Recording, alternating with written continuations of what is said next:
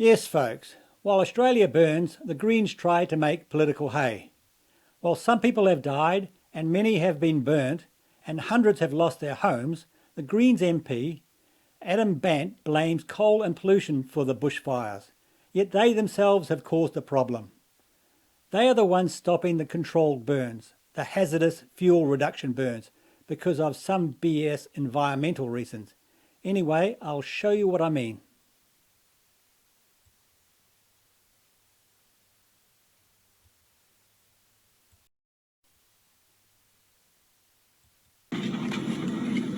It's coming towards us, mate. So just go, Chris. Go, Chris. I've got my foot on these. Yeah, that's all right. Just say keep going. It's coming towards us. Let's go. Wow. Oh, I feel the heat in that. Wow. Yeah, that dry, small stuff shouldn't be there, folks. That should have been burnt off in the cooler months. But the Greens don't allow that because of some idiotic biodiversity reason. Anyway, now listen to Adam Bant.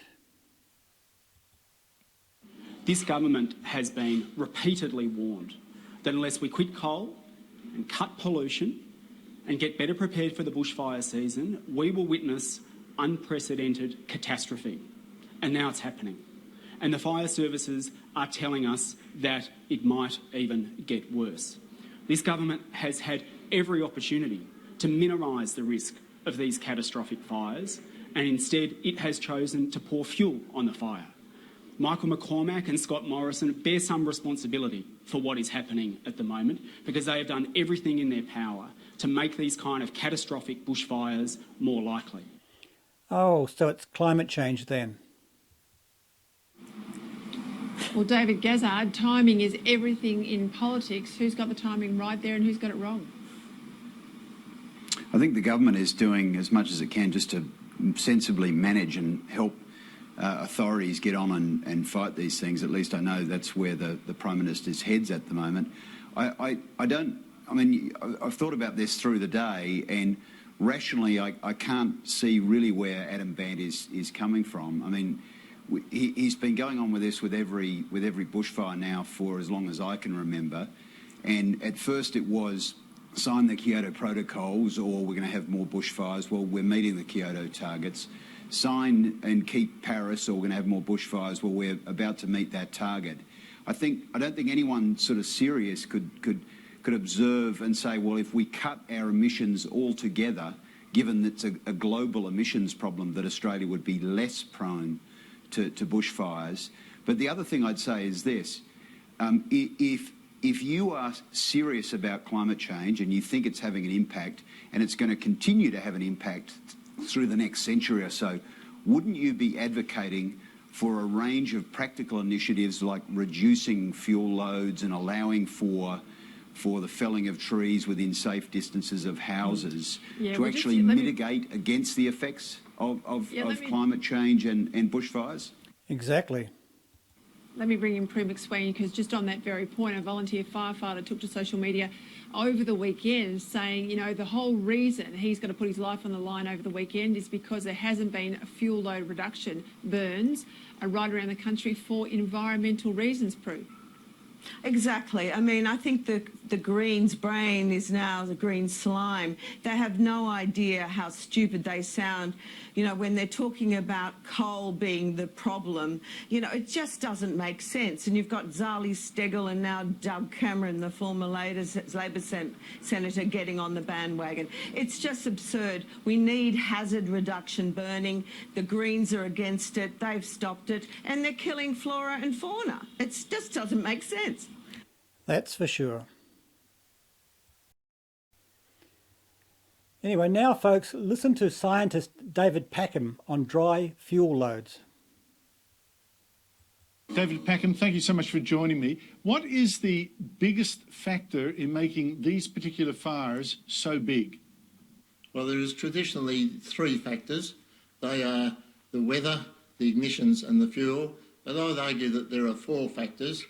The most important one in this case is the dryness of the fuel, which comes from the hot, dry weather, plus the low humidity That determines what the fuel moisture content is, and that determines how fierce the fires are.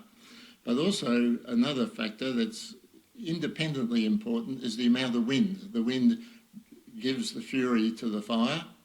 And then the next important thing, of course, is the ignitions, and there will always be ignitions. The idea that we can stop it means that one's got to have a lot of influence with God to tell him to turn off the lightning for a long time.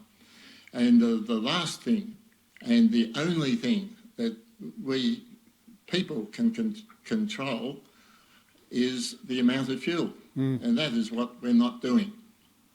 Now, we've heard locals complain about the amount of fuel that has been left to burn to build up in New South Wales. I've heard also from Queensland. We had information from Victoria that, again, the fuel reduction burns have not been done as we were told by a number of Royal Commissions they should be. What is going on?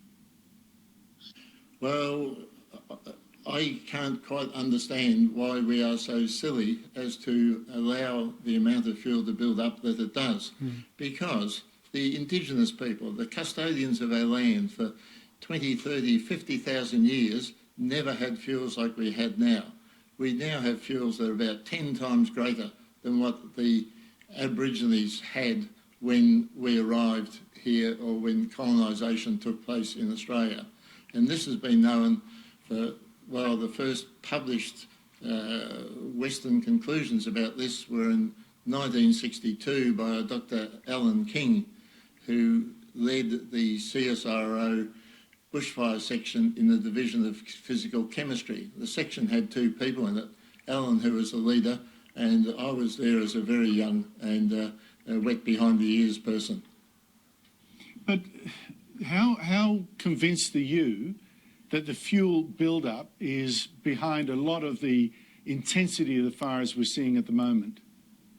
Well, it's not behind a lot of it, it's behind all of it. Yeah, so the fuel build-up is behind all of it. And the theory says that. The theory is as solid as the universal theory of gravitation. You cannot argue about it if you know anything about physics. And now, folks, listen carefully to this bit. The theory goes very simply like this. The amount of fuel determines the amount of energy that is released. The amount of fuel determines the rate at which the fire moves. A very distinguished American and very clever scientist, George Byram, put all these things together in a simple equation. The intensity of the fire, is equal to HWR, where H is the amount of energy given out by every kilogram of fuel, as you'll see on the back of your Weet-Bix packet. And W is the amount of fuel, and R is the rate of spread. But the rate of spread depends upon the amount of fuel. So if you increase the fuel 10 times more than it should be, which is the case now, your fire intensity is 100 times greater and comes up with figures like 70 megawatts per metre. And the maximum that you can extinguish, doesn't matter what you've got, aircraft, bulldozers, anything, the maximum you can extinguish is 3.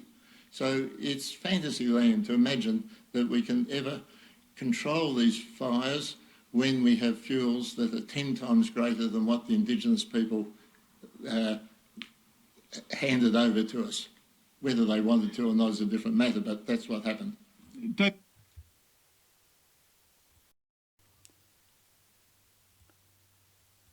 Now, maybe our woke greenies need to go back in time and learn something.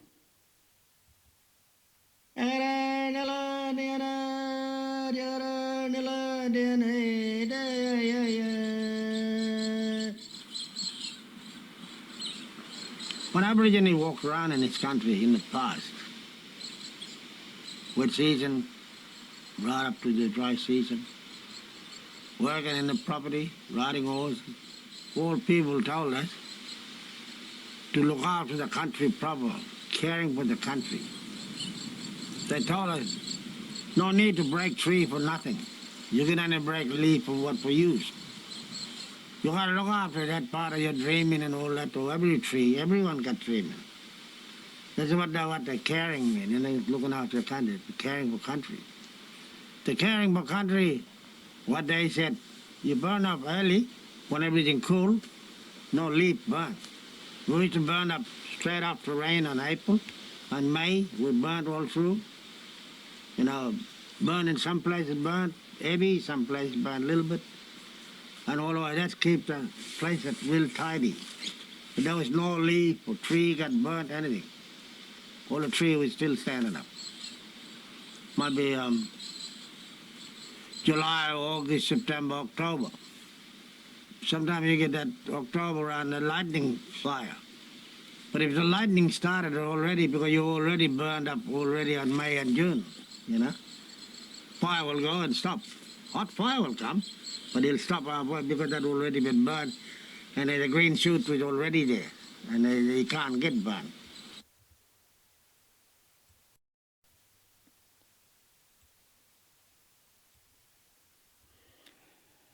Now, folks, if the Greens are to be believed, you would think that all Australian bushfires are a recent phenomenon and that they are all caused by climate change.